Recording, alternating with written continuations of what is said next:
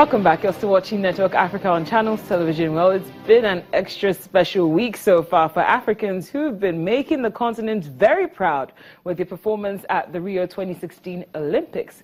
First up was South Africa's Wade van Niekerk, and he broke Michael Johnson's 17-year-old 400 meters world record to sensationally win Olympic gold at the Rio 2016. Johnson has even hinted that van Niekerk could be a worthy successor to Usain Bolt as athletics' next big star.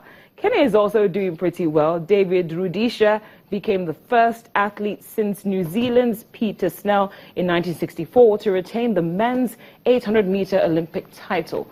Rudisha finished in 1 minute 42.15 seconds ahead of Algeria's Taoufik Makhloufi and fast-finishing American Clayton Murphy. Well, joining us in studio is Yemi Adebayo, our sports correspondent. Yemi, thank you so much.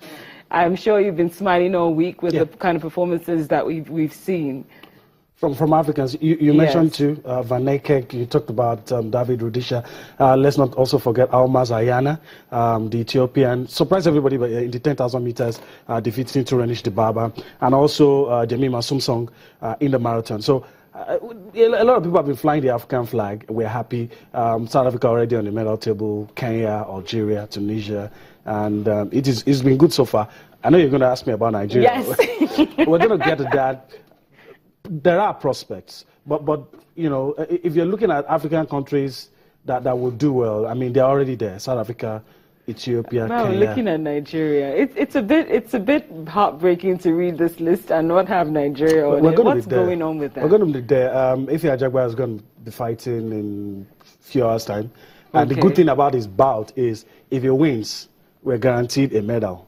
If he wins, it's in the quarterfinal. The thing with boxing is if you get to the semifinal, you get something, because the two losers in the semifinal get a bronze. So if he wins, that's one in the bag. Football, surely, hopefully, if we win our game in the semifinal, I pray we don't lose. I don't want to talk about that. If we win, we get to the situation where we can get either gold or silver. Then we still have the 200 meters.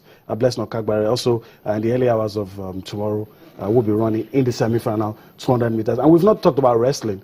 I also feel that we could pick a couple of medals in wrestling. So it's not gloom and doom. But it's been doom so far. And we're just being optimistic about gloom. Well, has that been something that's dampened the spirits of the Nigerian team? Did it have to do with travel plans? What's going on? Are you getting any feedback as regards their performance so far? Whatever the problem is, it's not what happened 2 months ago. It's not what happened 3 months ago. You heard Edem Ofiong talking about people who have been preparing for 4 years didn't even get a medal in Rio.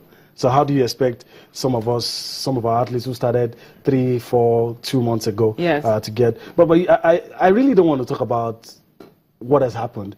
I still feel ahead of what will happen. Yes, I feel if we learn our lessons, we can do well. But I still feel we're going to leave Rio with something. How content are you with how the Olympics has played out so far, especially all the scandal that preceded the event? Well, there's no major sporting event that is not without its own scandals, from ticket fraud to security lapses. You heard about the Americans that were robbed.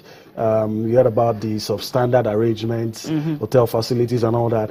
But it's not just Brazil. Everywhere. It's always one scandal after the other. But I'll still give the organizers a pass mark. They've done well. Also the waters too. A lot of people complain about the waters. The swimmers, some of them are afraid to have a dip in the water because it's changing colors, But all these things do happen at major sporting events. So I'm not going to single out Brazil and say they've done a bad job. And the icing on the cake for me will be if Nigeria wins something. But you said which event is coming up in a couple of hours? Like you said. Athletics, Blessing Okagbare in a couple of hours. Boxing, the one that comes up first, I think by 11 p.m. Nigerian time, our boxer steps into the ring. And with the way he dispatched his opponent in the last round, 2.46 seconds. Some people were still trying to settle in, and the guy was already on the floor. So that has room for optimism that guy Okay, and he's the only boxer that we took.